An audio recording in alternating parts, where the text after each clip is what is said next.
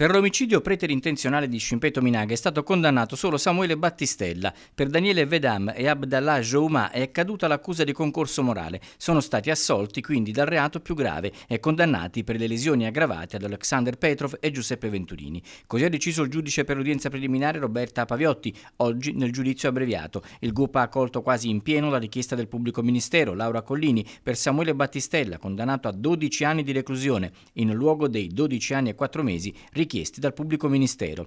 Per Daniele Vedam e Abdallah Jouma la condanna inflitta è di 2 anni di reclusione. Per tutti e tre non c'è la sospensione condizionale della pena, stabilita una provvisionale complessiva di 200.000 euro per Battistella in favore della moglie, del figlio e del fratello di Scimpetto Minaga e di Giuseppe Venturini, l'amico di Tominaga aggredito da Vedam e Jouma nelle fasi concitate dopo il colpo al volto di Scimpei, sferrato da Battistella all'interno del buonissimo kebab. Tutto era cominciato in via Sarpi davanti all'Osteria Teresina e al Bed and Breakfast Sarpi 21 nella notte tra il 21 e il 22 di giugno del 2024. 2 operai ucraini incrociano i 3 ragazzi che li aggrediscono e ad avere la peggio è Alexander Petrov, che grazie anche all'aiuto di una passante riesce a fuggire dalla furia degli aggressori e corre a chiedere aiuto e riparo in via delle Pelliccerie, infilandosi nel buonissimo kebab.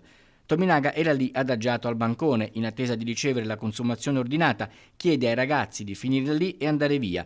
Battistella gli si avventa addosso e lo colpisce al volto. La procura aveva puntato sull'omicidio preterintenzionale per tutti, considerando il concorso morale per Vedam e Jouma e materiale per Battistella. La difesa dei 2 coimputati di Battistella ha sempre sostenuto che il concorso non fosse contestabile, in forza anche di una pronuncia del Tribunale del riesame che in sede di esame del ricorso per la scarcerazione di Vedam e Jouma si era già espresso in tale direzione escludendo il concorso morale.